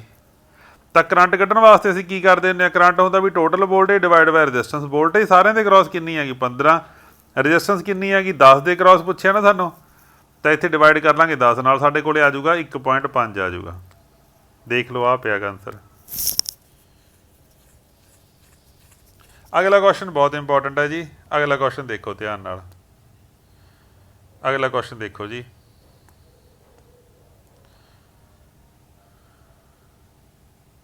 ਕੀ ਕਹਿ ਰਿਹਾ ਹੈਗਾ ਉਹ, ਕਹਿੰਦਾ 3 2 ਓਮ ਰਜਿਸਟਰਾਂ ਨੇਗੀਆਂ ਕਨੈਕਟਡ ਇਨ ਫੋਰਮ ਏ ਟ੍ਰਾਇੰਗਲ। ਟ੍ਰਾਇੰਗਲ ਹੁੰਦਾ ਜੇ ਤ੍ਰਿਭੁਜ, ਇੱਕ ਤ੍ਰਿਭੁਜ ਬਣਾਇਆ ਹੋਇਆ ਹੈਗਾ ਕਿਹਨੇ, 3 ਰਜਿਸਟੈਂਸਾਂ ਨੇ 2 ਓਮ ਦੀ ਆ। ਓਬਵੀਅਸਲੀ ਤ੍ਰਿਭੁਜ ਦਾ ਮਤਲਬ ਰਾਜੇ ਤਿੰਨ ਭੁਜਾਵਾਂ ਹੁੰਦੀਆਂ ਨੇ ਉਹਦੀਆਂ, ਆ ਵੀ 2 ਆ, ਆ ਵੀ 2 ਆ, ਆ ਵੀ 2 ਆ। ਦ ਰਜਿਸਟੈਂਸ ਬਿਟਵੀਨ 2 ਕਾਰਨਰ, ਕਿਸੇ ਵੀ 2 ਖੂੰਜਿਆਂ ਦੇ ਕ੍ਰਾਸ ਰਜਿਸਟੈਂਸ ਪੁੱਛੀ ਆ। ਤਾਂ ਦੋ ਖੂੰਜਿਆਂ ਦੇ ਪੁੱਛੀ ਆ ਕਿ ਦੇਖੋ ਆਹ ਦੋਨੇ ਆਪਸ ਦੇ ਵਿੱਚ ਕਿਵੇਂ ਆਉਣਗੀਆਂ, ਸਾਫ਼-ਸਾਫ਼ ਦਿਖ ਰਿਹਾ ਸੀਰੀ 'ਚ ਆਉਣਗੀਆਂ। ਤਾਂ ਸੀਰੀ 'ਚ ਆਪਾਂ ਦੇਖ ਲੈਂਦੇ ਹਾਂ ਕਿੰਨਾ ਗਾ, 2 ਤੇ 2 ਆਪਸ ਦੇ ਵਿੱਚ ਕੀ ਕਰਾਂਗੇ ਆਪਾਂ, 4 ਆ ਜਾਊਗਾ। ਹੇਠਾਂ ਸਾਡੇ ਕੋਲ ਕਿੰਨਾ ਰਹਿ ਗਿਆ, 2 ਰਹਿ ਗਿਆ। ਹੁਣ ਇਹ ਆਪਸ 'ਚ ਕਿਵੇਂ ਨੇਗੀਆਂ, ਪੈਰਲ 'ਚ ਨੇਗੀਆਂ। ਤਾਂ ਪੈਰਲ ਦੇ ਵਿੱਚ ਕੀ ਕਰਾਂਗੇ, ਉੱਪਰ ਗੁਣਾ 4 ਗੁਣਾ 2, ਹੇਠਾਂ ਪਲੱਸ 4 ਪਲੱਸ 2, ਤਾਂ ਕਿੰਨਾ ਆ ਗਿਆ, 8/6 ਆ ਗਿਆ। ਜਾਂ ਫਿਰ ਆਪਾਂ ਕਹਿ ਸਕਦੇ ਹਾਂ ਕਿੰਨਾ ਆ ਗਿਆ ਸਾਡਾ, 4/3 ਆ ਗਿਆ ਆਨਸਰ। ਲਓ ਜੀ, ਆ ਵੀ ਆ ਗਿਆ। ਤਾਂ ਮੇਰੇ ਹਿਸਾਬ ਨਾਲ ਇਹ ਕੁਐਸਚਨ ਬਹੁਤ ਨੇਗੇ, ਤੁਹਾਨੂੰ ਇੱਥੋਂ ਨਾ ਕਾਫੀ ਹੱਦ ਤੱਕ ਅੰਦਾਜ਼ਾ ਹੋ ਹੀ ਗਿਆ ਹੋਵੇਗਾ। ਕੁਐਸਚਨ ਦੇਖੋ, ਇਹ ਕੁਐਸਚਨ ਦੇ ਵਿੱਚ ਇੱਕ ਛੋਟਾ ਜਿਹਾ ਨਾ ਕੰਸੈਪਟ ਹੈਗਾ, ਇਸ ਕੁਐਸਚਨ ਨੂੰ ਚੰਗੀ ਤਰ੍ਹਾਂ ਦੇਖੋ। ਇਸ ਕੁਐਸਚਨ ਦੇ ਵਿੱਚ ਕਿਹਾ ਹੋਇਆ ਗਾ ਵੀ ਤੁਸੀਂ ਸਰਕਟ ਜਿਹੜਾ ਤੁਹਾਨੂੰ 2.41 ਦੇ ਵਿੱਚ ਦਿਖਾਇਆ ਹੋਇਆ ਗਾ, ਉਹਦੇ ਵਿੱਚ ਕਹਿੰਦਾ ਇਫੈਕਟਿਵ ਰੈਜ਼ਿਸਟੈਂਸ ਪਤਾ ਕਰਨੀ ਆ, ਮਤਲਬ ਕੁੱਲ ਰੈਜ਼ਿਸਟੈਂਸ ਪਤਾ ਕਰਨੀ ਆ, ਚਾਹੇ ਇਫੈਕਟਿਵ ਕਿਹਾ ਹੋਵੇ, ਚਾਹੇ ਤੁਹਾਨੂੰ ਕਿਹਾ ਹੋਵੇ ਕੁੱਲ ਰੈਜ਼ਿਸਟੈਂਸ ਕਿਹਾ ਹੋਵੇ, ਚਾਹੇ ਇਫੈਕਟਿਵ ਕਿਹਾ ਹੋਵੇ, ਚਾਹੇ ਟੋਟਲ ਕਿਹਾ ਹੋਵੇ, ਇੱਕੋ ਹੀ ਗੱਲ ਹੁੰਦੀ ਆ। ਹਮੇਸ਼ਾ ਕਰਨੀ ਕਿੱਥੇ ਆ ਰਾਜੇ, ਏ ਤੇ ਬੀ ਦੇ ਕ੍ਰਾਸ ਕਰਨੀ ਆ। ਹਮੇਸ਼ਾ ਇਹ ਧਿਆਨ ਰੱਖਣਾ ਵੀ ਉਹਨੇ ਪੁੱਛੀ ਕਿੱਥੇ ਹੈਗੀ।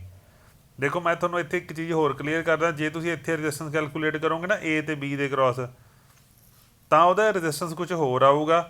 ਜੇ ਇਹੀ ਰੈਜ਼ਿਸਟੈਂਸ ਤੁਹਾਨੂੰ ਪੁੱਛੀ ਹੁੰਦੀ ਵੀ ਇੱਥੇ ਕਰੋ ਪਤਾ, ਇੱਥੇ ਆਹ 2 ਟਰਮੀਨਲਾਂ ਦੇ ਕ੍ਰਾਸ, ਤਾਂ ਇੱਥੇ ਰੈਜ਼ਿਸਟੈਂਸ ਕੁਝ ਹੋਰ ਆਊਗੀ। ਜੇ ਤੁਹਾਨੂੰ ਇੱਥੇ ਕਿਹਾ ਹੁੰਦਾ ਇੱਥੇ ਕੁਝ ਹੋਰ ਆਉਂਦੀ, ਇੱਥੇ ਕੁਝ ਹੋਰ ਆਉਂਦੀ। ਤਾਂ ਹਮੇਸ਼ਾ ਪਹਿਲਾਂ ਲੱਭਣਾ ਵੀ ਉਹ ਕਹਿੰਦਾ ਕਿੱਥੇ ਹੈਗਾ, ਜਿੱਥੇ ਉਹ ਕਹਿੰਦਾ ਅਸੀਂ ਰੈਜ਼ਿਸਟੈਂਸ ਉੱਥੇ ਫਾਈਂਡ ਕਰਨੀ ਹੈਗੀ। ਉੱਦਾਂ ਆਪਦੇ ਵੱਲੋਂ ਨਹੀਂ ਕੋਈ ਵੀ ਸੀਰੀਜ਼ ਪੈਰਲਲ 'ਚ ਮੰਨਣਾ। ਜਦੋਂ ਕਦੇ ਵੀ ਇਦਾਂ ਦਾ ਸਰਕਟ ਆ ਜੇ, ਦੇਖੋ ਇਹਦੇ ਵਿੱਚ ਕੀ ਹੁੰਦਾ, ਇਹਦੇ ਵਿੱਚ ਭੁਲੇਖੇ ਬਹੁਤ ਪੈਂਦੇ ਨੇਗੇ। ਉਹ ਭੁਲੇਖੇ ਕੀ ਨੇਗੇ, ਆਹ ਸਾਫ਼-ਸਾਫ਼ ਸਾਨੂੰ ਇੱਥੋਂ ਦਿਖ ਰਿਹਾ ਵੀ ਆਹ 3 ਓਮ ਤੇ ਆਹ 3 ਓਮ ਕਿਵੇਂ ਦਿਖ ਰਹੇ ਹੈਗੇ, ਸਾਫ਼-ਸਾਫ਼ ਦਿਖ ਰਹੇ ਨਾ ਸੀਰੀਜ਼ 'ਚ। ਇਹ ਸਭ ਤੋਂ ਵੱਡਾ ਭੁਲੇਖਾ ਹੈਗਾ। ਇਹਨੂੰ ਦੂਰ ਕਰਨ ਵਾਸਤੇ ਸਾਨੂੰ ਇੱਕ ਕੰਮ ਕਰਨਾ ਪਏਗਾ। ਇੱਕ ਦੇਸੀ ਤਰੀਕਾ ਮੈਂ ਤੁਹਾਨੂੰ ਦੱਸਦਾ, ਉਹ ਕੀ ਹੈਗਾ। ਜਦੋਂ ਕਦੇ ਵੀ ਜਿਹੜੇ ਏ ਤੇ ਬੀ ਦੇ ਕ੍ਰਾਸ ਜਿੱਥੇ ਉਹਨੇ ਵੋਲਟੇਜ ਪੁੱਛੀ ਹੋਵੇ, ਉੱਥੇ ਆਪਦੇ ਵੱਲੋਂ ਇੱਕ ਵੋਲਟੇਜ ਸੋਰਸ ਮੰਨ ਲਓ, ਆਪਦੇ ਵੱਲੋਂ ਮੰਨ ਲਓ ਵੋਲਟੇਜ ਸੋਰਸ। ਹੁਣ ਦੇਖੋ, ਹੁਣ ਆਹ ਸਰਕਟ ਜਿਹੜਾ ਸਾਡਾ 3 ਤੇ 3 ਵਾਲਾ ਟੁੱਟ ਗਿਆ ਨਾ ਆਪਸ 'ਚ, ਹੁਣ ਇਹ ਸੀਰੀਜ਼ 'ਚ ਨਹੀਂ ਰਹੇ ਨਾ। ਤਾਂ ਇਹ ਕੰਮ ਕਰਨਾ ਜੀ ਹਮੇਸ਼ਾ, ਜਿੱਥੇ ਵੀ ਤੁਹਾਨੂੰ ਕਿਹਾ ਹੋਵੇ, ਜੇ ਮੰਨ ਲਓ ਇੱਥੇ ਕਿਹਾ ਹੁੰਦਾ ਤਾਂ ਤੁਸੀਂ ਵੋਲਟੇਜ ਸੋਰਸ ਨੂੰ ਇੱਥੇ ਮੰਨ ਲੈਂਦੇ, ਫਿਰ ਇੱਥੇ ਵੋਲਟੇਜ ਸੋਰਸ ਮੰਨ ਲੈਂਦੇ ਆਪਾਂ। ਇੱਥੇ ਕਿਹਾ ਹੁੰਦਾ ਅਸੀਂ ਇੱਥੇ ਮੰਨ ਲੈਂਦੇ, ਤਾਂ ਫਿਰ ਆਹ ਦੇਖੋ ਆਹ ਸੀਰੀਜ਼ 'ਚੋਂ ਟੁੱਟ ਜਾਣੇ ਸੀਗੇ। ਤਾਂ ਹਮੇਸ਼ਾ ਉੱਥੇ ਵੋਲਟੇਜ ਸੋਰਸ ਮੰਨ ਲੈਣਾ ਜਿੱਥੇ ਤੁਹਾਨੂੰ ਕਿਹਾ ਹੋਵੇ ਵੀ ਤੁਸੀਂ ਰੈਜ਼ਿਸਟੈਂਸ ਫਾਈਂਡ ਕਰਨੀ ਆ 2 ਟਰਮੀਨਲਾਂ ਦੇ ਕ੍ਰਾਸ। ਤਾਂ ਅਸੀਂ ਇੱਥੇ ਵੋਲਟੇਜ ਸੋਰਸ ਮੰਨ ਲਿਆ ਵੀ ਇੱਦਾਂ ਵੋਲਟੇਜ ਸੋਰਸ ਲੱਗਿਆ ਹੋਇਆ ਕੋਈ 2.41 ਵੋਲਟ ਦਾ। ਤਾਂ ਇਹ ਤੋਂ ਪੱਕੀ ਗੱਲ ਪਤਾ ਲੱਗ ਗਈ ਵੀ ਹੁਣ ਇੱਥੋਂ ਅਸੀਂ ਕੀ ਕਰਨਾ ਹੁੰਦਾ, ਜਿੱਥੇ ਵੋਲਟੇਜ ਸੋਰਸ ਲੱਗਿਆ ਹੁੰਦਾ ਉਹਦੇ ਪੁੱਠੇ ਪਾਸੇ ਚਲੇ ਜਾਈਦਾ, ਆਹ ਏਰੀਏ ਦੇ ਵਿੱਚ, ਆਹ ਏਰੀਏ ਦੇ ਵਿੱਚ। ਇੱਥੋਂ ਸਰਕਟ ਨੂੰ ਸੋਲਵ ਕਰਨਾ ਸ਼ੁਰੂ ਕਰਨਾ। ਤਾਂ ਸਭ ਤੋਂ ਪਹਿਲਾਂ ਜਿਹੜੀ ਚੀਜ਼ ਸਾਨੂੰ ਸਾਫ਼-ਸਾਫ਼ ਦਿਖਦੀ ਹੈ, ਅਸੀਂ ਉਹਨੂੰ ਸ਼ੁਰੂ ਕਰਾਂਗੇ। ਜਿਹੜਾ ਸਾਨੂੰ ਸਾਫ਼-ਸਾਫ਼ ਦਿਖੇ ਵੀ ਹਾਂ ਇਹ ਸੀਰੀਜ਼ 'ਚ ਹੈ, ਪੈਰਲਲ 'ਚ। ਤੁਹਾਨੂੰ ਕਿਹੜੀ ਰੈਜ਼ਿਸਟੈਂਸ ਸਾਫ਼-ਸਾਫ਼ ਦਿਖਦੀ ਹੈ ਵੀ ਸੀਰੀਜ਼ 'ਚ ਆਹ 3 ਆਹ ਤੇ 3 ਆਹ, ਇਹ ਸੀਰੀਜ਼ 'ਚ ਨਹੀਂ ਆ। ਤਾਂ ਇਹਨਾਂ ਦੋਨਾਂ ਦੀ ਥਾਂ 'ਤੇ ਮੈਂ ਕਿੰਨਾ ਬਣਾ ਸਕਦਾ ਗਾ, ਦੋਨੇ ਸੀਰੀਜ਼ 'ਚ ਨਹੀਂ ਆ ਰਾਜੇ। ਕਿੰਨਾ ਬਣ ਜੂਗਾ ਇਹ, 3 ਤੇ 3 ਪਲੱਸ 3 ਕਿੰਨਾ ਬਣ ਜੂਗਾ, 6 ਬਣ ਜੂਗਾ। ਇਹ 6 ਬਣ ਗਿਆ, ਠੀਕ ਹੈ। ਹੁਣ ਇਹਦੇ ਨਾਲ ਜਦੋਂ ਇਹ 6 ਬਣ ਗਿਆ ਕੁੱਲ, ਮੈਂ ਇਹਦੀ ਇੱਥੇ ਸ਼ੇਪ ਜੀ ਵਿਗਾੜ ਦਿੰਦਾ ਥੋੜ੍ਹੀ ਜੀ। ਇਹਨੂੰ ਆਪਾਂ ਐਂ ਮੰਨ ਕੇ ਚੱਲੋ ਵੀ ਇੱਥੇ ਨਾ ਆਹ ਤਾਰ ਜੀ ਬਣੀ ਹੋਈ ਹੈਗੀ, ਬਸ ਇਹਦੀ 3 ਦੀ ਥਾਂ ਦੇ ਉੱਪਰ। 1 ਮਿੰਟ, ਆਹ ਜਿਹੜਾ 3 ਹੈਗਾ, 1 ਮਿੰਟ ਜੇ ਮੈਂ ਨਾ ਆਹ ਮਤਲਬ ਇੱਥੇ ਇੱਕ ਤਾਰ ਆ ਗਈ, ਇਹਨੂੰ ਭੁੱਲ ਜਾਓ ਵੀ ਇੱਥੇ ਹੈਗਾ ਕੁਛ। ਇਹ 3 ਤੇ 3 6 ਬਣ ਗਿਆ ਇੱਥੇ, ਆ ਮੰਨ ਲਓ ਵੀ ਇਹ 6 ਹੈਗਾ, ਠੀਕ ਹੈ। ਤਾਂ ਹੁਣ ਆਹ 6 ਤੇ 6 ਦੇਖੋ ਕਿਵੇਂ ਜੁੜਿਆ ਹੋਇਆ। ਦੇਖੋ ਆਹ 6 ਦਾ ਜਿਹੜਾ ਸਿਰਾ ਹੈਗਾ ਇੱਥੇ ਜੁੜਿਆ ਹੋਇਆ, ਆਹ 6 ਦਾ ਜਿਹੜਾ ਸਿਰਾ ਇੱਥੇ ਜੁੜਿਆ ਹੋਇਆ। ਤਾਂ 6 ਤੇ 6 ਆਪਸ ਦੇ ਵਿੱਚ ਪੈਰਲਲ 'ਚ ਹੋ ਗਏ ਨਾ। ਤਾਂ 6 ਤੇ 6 ਜੇ ਆਪਸ 'ਚ ਪੈਰਲਲ ਹੋ ਗਏ, ਤੁਹਾਨੂੰ ਦੱਸਿਆ ਸੀ ਅਸੀਂ ਕੀ ਕਰਦੇ ਹੁੰਦੇ ਵੀ ਕੁੱਲ ਜਿੰਨੀ ਰੈਜ਼ਿਸਟੈਂਸ ਹੁੰਦੀ ਹੈਗੀ ਤੇ ਜਿੰਨੇ ਨੰਬਰ ਆਫ ਪੈਰਲਲ ਦੇ ਵਿੱਚ ਪਾਥ ਹੁੰਦੇ ਨੇਗੇ, ਜੇ ਰੈਜ਼ਿਸਟੈਂਸਾਂ ਬਰਾਬਰ ਹੋਣ ਤਾਂ ਜਿੰਨੇ ਪੈਰਲਲ ਪਾਥ ਹੁੰਦੇ ਹੋਏ ਨਾ ਸਾਨੂੰ ਆਨਸਰ ਮਿਲ ਜਾਂਦਾ ਹੁੰਦਾ। ਤਾਂ ਇੱਥੇ ਰੈਜ਼ਿਸਟੈਂਸ ਹੈ ਕਿੰਨੀ ਹੈ, ਚਾਹੇ ਇੱਦਾਂ ਕਰ ਲਓ, ਚਾਹੇ ਪ੍ਰੋਪਰ ਕੱਢ ਲਓ ਫਾਰਮੂਲਾ ਜਿਹੜਾ ਹੁੰਦਾ R1 ਗੁਣਾ R2, R1 plus R2। R1 plus R2 ਮਤਲਬ 6 ਗੁਣਾ 6, 6 ਪਲੱਸ 6। 6 ਗੁਣਾ 6 ਕਿੰਨਾ ਹੁੰਦਾ, 36 ਡਿਵਾਈਡ ਬਾਈ 6 ਪਲੱਸ 6 12, 12 ਤੀਆ 36। ਤਾਂ 3 ਓਮ ਆ ਗਈ ਰੈਜ਼ਿਸਟੈਂਸ। ਕਿਹਦੀ ਹੈ ਯਾਰ ਇਹ 3 ਓਮ, ਇਹਨਾਂ ਦੋਨਾਂ ਦੀ, ਇਹਨਾਂ ਦੋਨਾਂ ਦੀ। ਤੇ ਇਦੋਂ ਬਾਅਦ ਸਰਕਟ ਨੂੰ ਅਸੀਂ ਸੋਲਵ ਕਰਨਾ ਸ਼ੁਰੂ ਕਰਦੇ ਹਾਂ। ਇਹਨਾਂ ਦੋਨਾਂ ਦੀ ਥਾਂ 'ਤੇ ਅਸੀਂ ਲਿਖ ਲੈਂਦੇ ਹਾਂ ਕਿ ਵੀ ਸਾਡੇ ਕੋਲ ਕਿੰਨੀ ਆਈ ਹੈਗੀ, 3 ਆਈ ਹੈ। ਇਹਨਾਂ ਦੋਨਾਂ ਦੀ ਥਾਂ 'ਤੇ ਆਈ ਹੈ। ਹੁਣ ਹੇਠਾਂ ਵਾਲਾ ਸਿਰਾ ਤੇ ਆਹ ਸਿਰਾ, ਇਹ ਤੋਂ ਬਾਅਦ ਆਹ ਤਾਂ ਇਹ ਰਹਿੰਦੀ ਹੈਗੀ, ਆਹ ਅਸੀਂ ਬਣਾ ਲੈਂਦੇ ਵੀ ਇੱਥੇ 3, ਇੱਥੇ ਫਿਰ ਸਾਡੀ 6 ਹੈਗੀ, ਆਹ ਵਾਲੀ 6, ਆਹ 6 ਬਣ ਗਈ। ਇਹ ਤੋਂ ਬਾਅਦ ਆਹ 3 ਬਣਾਓ, ਆਹ ਲਓ 3 ਬਣ ਗਈ। ਆਹ 6 ਬਣਾਓ, 6 ਬਣ ਗਈ। ਆਹ 6 ਬਣ ਗਈ। ਆਹ 3 ਬਣਾਓ, 3 ਬਣ ਗਈ। ਆਹ 3 ਬਣਾਓ,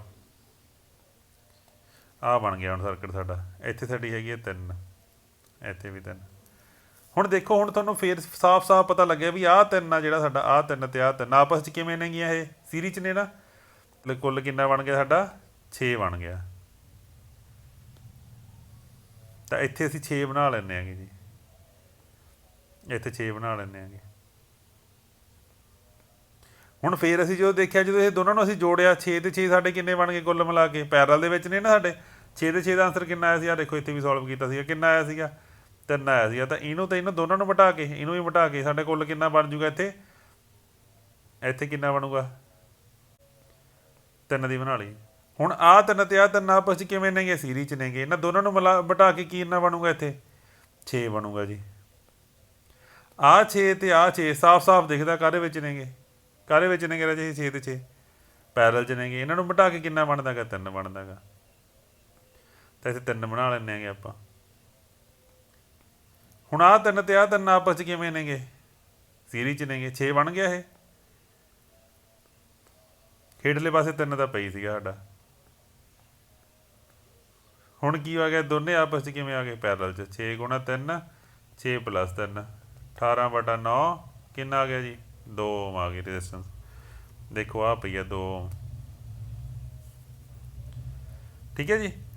ਚਲੋ ਅੱਗੇ ਚੱਲਦੇ ਹਾਂ, ਲਾਸਟ ਕੁਐਸਚਨ ਵੱਲ ਵੱਧਦੇ ਆਂਗੇ। ਆਹ ਦੇਖੋ ਆਹ ਕੁਐਸਚਨ ਹੈਗਾ। ਹੁਣ ਇਸ ਕੁਐਸਚਨ ਦੇ ਵਿੱਚ ਨਾ ਆਹ ਆਰ ਦੀ ਵੈਲਿਊ ਮਿਸਿੰਗ ਆ ਗਈ। ਤੁਹਾਨੂੰ ਇੱਕ ਦਿੱਤੀ ਹੋਈ ਆ ਟੋਟਲ ਰੈਜ਼ਿਸਟੈਂਸ, ਟੋਟਲ ਕਰੰਟ ਇੱਕ ਦਿੱਤਾ ਹੋਇਆ, ਟੋਟਲ ਵੋਲਟੇਜ ਹੈ। ਤਾਂ ਜੇ ਅਸੀਂ ਕਹੀਏ ਵੀ ਟੋਟਲ ਰੈਜ਼ਿਸਟੈਂਸ ਆ ਗਈ ਇੱਕ ਟੋਟਲ ਹੈਗੀ ਸਾਡੇ ਕੋਲੇ ਵੋਲਟੇਜ ਤੇ ਇੱਕ ਮਿੰਟ, ਇੱਕ ਸਾਡੇ ਕੋਲੇ ਉਹਨੇ ਕੀ ਦਿੱਤਾ ਹੋਇਆ? ਇੱਕ ਸਾਨੂੰ ਦਿੱਤੀ ਹੋਈ ਹੈ ਟੋਟਲ ਵੋਲਟੇਜ ਆਹ ਵਾਲੀ, ਇੱਕ ਦਿੱਤੀ ਹੋਈ ਹੈਗੀ ਸਾਨੂੰ ਟੋਟਲ ਕਰੰਟ IT 8। ਤਾਂ ਇੱਥੋਂ ਕੀ ਪਤਾ ਲੱਗ ਸਕਦਾ ਸਾਨੂੰ? ਟੋਟਲ ਰੈਜ਼ਿਸਟੈਂਸ ਦਾ ਪਤਾ ਲੱਗ ਸਕਦਾ ਨਾ। ਅਸੀਂ ਬਾਅਦ ਚੋਂ ਕਰਦੇ ਹਾਂ, ਬਾਕੀ ਤਾਂ ਅਸੀਂ ਟੋਟਲ ਰੈਜ਼ਿਸਟੈਂਸ ਕੱਢ ਦਿਆਂਗੇ, ਬਾਕੀ ਫੇਰ ਦੇਖਦੇ ਹਾਂ। ਤਾਂ ਅਸੀਂ ਟੋਟਲ ਰੈਜ਼ਿਸਟੈਂਸ ਕੱਢਦੇ ਹਾਂ, ਕਿੰਨੀ ਹੋਊਗੀ ਟੋਟਲ ਰੈਜ਼ਿਸਟੈਂਸ? ਕਿੰਨੀ ਹੋਊਗੀ ਸਾਡੀ? 100 / 8। ਤਾਂ ਆ ਗਿਆ 4, ਇਹ ਉੱਪਰ ਆ ਗਿਆ 50, ਆ ਗਿਆ ਸਾਡਾ 2, ਉੱਪਰ ਆ ਗਿਆ 25। ਤਾਂ 2 ਨੂੰ ਕੀਤਾ ਸਾਡਾ ਕਿੰਨਾ ਆ ਗਿਆ? 12.5 ਆ ਗਿਆ ਕੱਟ ਕਟਾ ਕੇ। ਤਾਂ ਮਤਲਬ ਕੀ ਆ ਪੂਰੇ ਸਰਕਟ ਦੀ ਰੈਜ਼ਿਸਟੈਂਸ ਸਾਡੀ ਕਿੰਨੀ ਹੈਗੀ? 12.5 ਓਮ ਆ ਗਈ।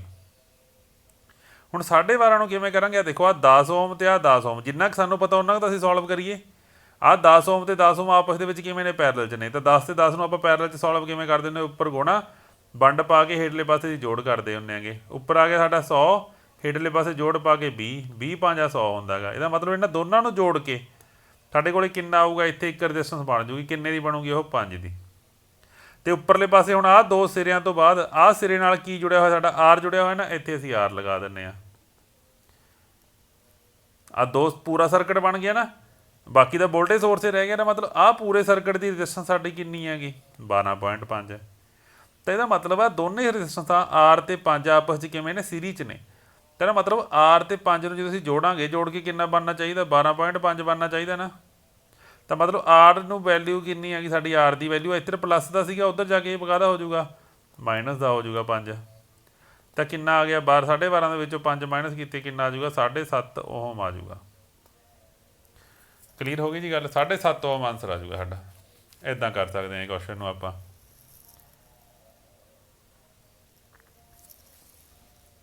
ਇਹਨੂੰ ਕਰਨ ਦਾ ਕੋਈ ਹੋਰ ਤਰੀਕਾ ਹੈਗਾ ਜੀ? ਹੋਰ ਤਰੀਕਾ ਹੈਗਾ ਇਹਨੂੰ ਕਰਨ ਦਾ। ਇੱਕ ਹੋਰ ਤਰੀਕਾ ਸਿੱਖ ਦਿਆਂਗੇ। ਚਲੋ ਮੰਨ ਲਓ ਇਹ ਤਰੀਕਾ ਜੇ ਨਹੀਂ ਤੁਹਾਨੂੰ ਪਤਾ ਲੱਗਿਆ, ਨਹੀਂ ਤੁਹਾਨੂੰ ਅੱਛਾ ਲੱਗਿਆ, ਇੱਕ ਵਾਰ ਤਾਂ ਇਹਨੂੰ ਦੇਖ ਲਿਓ। ਇੱਕ ਹੋਰ ਤਰੀਕਾ ਕਰਦੇ ਇਹਨੂੰ ਕਰਨ ਦਾ। ਕਿ ਸਰਕਟ ਨੂੰ ਕਰਨ ਦੇ ਰਾਜੇ ਬਹੁਤ ਤਰੀਕੇ ਹੁੰਦੇ ਆ, ਬਸ ਤੁਹਾਨੂੰ ਆਉਣੇ ਚਾਹੀਦੇ ਨੇਗੇ। ਸਾਨੂੰ ਸਿਰਫ ਇੱਥੇ ਆਰ ਦੀ ਵੈਲਿਊ ਦਿੱਤੀ ਨਹੀਂ ਹੋਈ ਸੀਗੀ, ਸਾਨੂੰ ਇੱਥੇ ਕਰੰਟ ਦਿੱਤਾ ਹੋਇਆ ਸੀਗਾ। ਕਿੰਨਾ ਦਿੱਤਾ ਹੋਇਆ ਸੀਗਾ? 8 ਐਂਪੀਅਰ। ਆਹ ਸਾਰਾ ਕੁਛ ਇੱਥੋਂ ਛੱਡ ਦਿਓ। ਹੁਣ ਆਹ ਸਾਰਾ ਕੁਛ ਛੱਡ ਦਿਓ ਇੱਥੋਂ। ਆਪਾਂ ਸਰਕਟ ਨੂੰ ਨਵੇਂ ਸਿਰੇ ਤੋਂ ਸ਼ੁਰੂ ਕਰ ਦਿਆਂਗੇ।